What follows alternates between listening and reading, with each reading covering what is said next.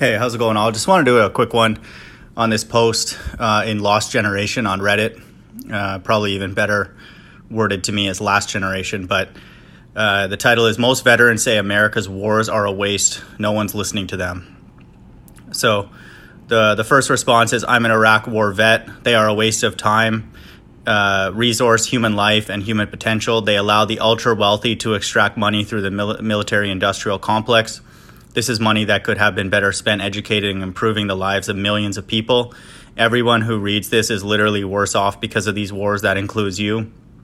They are also the sign of a failing empire.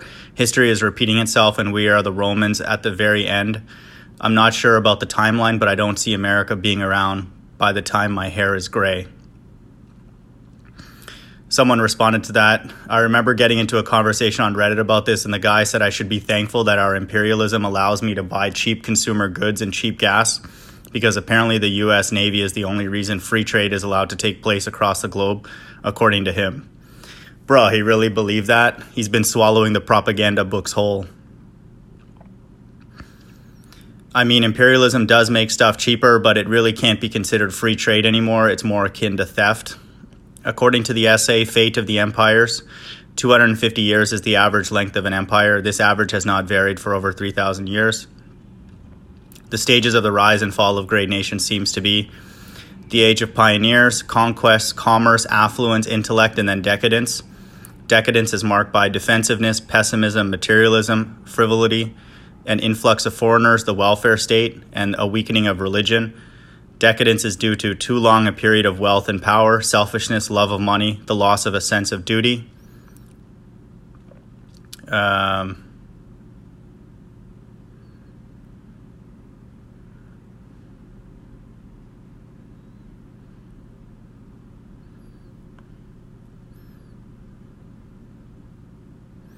This is kind of interesting. On another note, I kind of mentally classify people into a few categories. Those who have no idea that the United States is heading towards collapse because their brains just don't think on that level. Those who realize something is terribly wrong but are convinced that the U.S. will fix things eventually and then move on. Those who realize that the U.S. is entering the end stages and just don't want to deal with it and so ignore it. Those who realize that the U.S. is entering the end stages and have decided to loot as much as they can on the way down. Those who realize that the U.S. is entering the end stages and try to figure out a sensible plan to cope. That's interesting. That's well stated. I am truly glad I'm near 60 years old. All I can hope for is that things will last another 10 to 15 years. I don't envy the young people at all. Me too. I mean, they're being born into a satanic education system and financial system and war machine. Man, that's depressing. I always joke about this country collapsing, but I guess it can. The thing is, most closer to reality, us regular folks see this clear as day and yelling at the top of our lungs about it. Similar as during Roman times, those living in excess far removed from reality don't see it or think we're over-exaggerating. It's probably why the wealthy and connected seem more cartoonishly evil than ever to us, because they truly don't effing get it, and probably won't until we force them into submission or before it's simply too late. That's very well worded.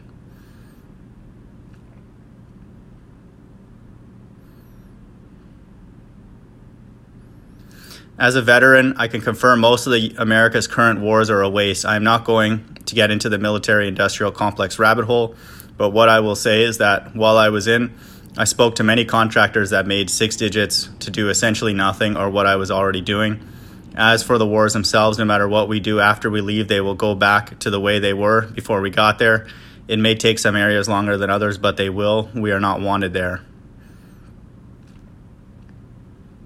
Beyond the fact that the places we destroy come back in worse ways, the killing and plundering involved in the process is abhorrent in and of itself. This shit has got to stop.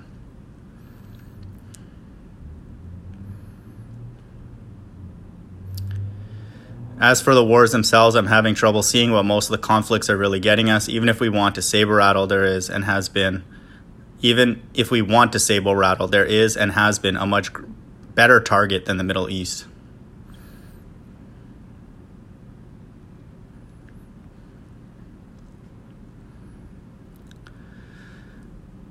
As an Afghanistan vet, I can say that our entire 20-year campaign in Afghanistan was a colossal waste of time, money, fuel, and blood. We have gained absolutely nothing. This is what happens when you let corporations control your government. They wanted Afghanistan to get control of the poppy fields so they can have a cheap way to manufacture opiates. Pfizer, thank you for your service.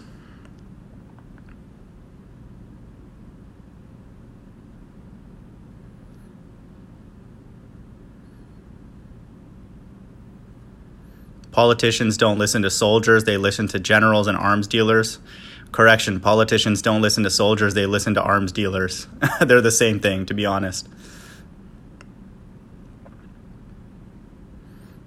Politicians don't listen to generals, they listen to trillion-dollar corporations. The 0.1% get filthy rich off the American war machine. Among veterans, 64% say the war in Iraq was not worth fighting considering the cost versus benefit to the United States, while 33% say it was. I find the number 33 interesting. That's a number for Freemasonry, not a coincidence.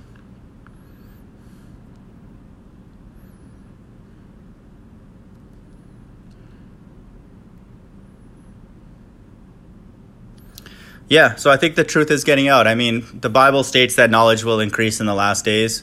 I think the most powerful truth for me is that not only is all this evil, but God is actually behind it. There's no logical reason for people to be this greedy and to put people's lives at stake just for some opiates and oil and all this kind of stuff. It's that kind of greed on that level, on the macroeconomic level, can only exist if God is orchestrating it, because it's really pointless. And it's like this whole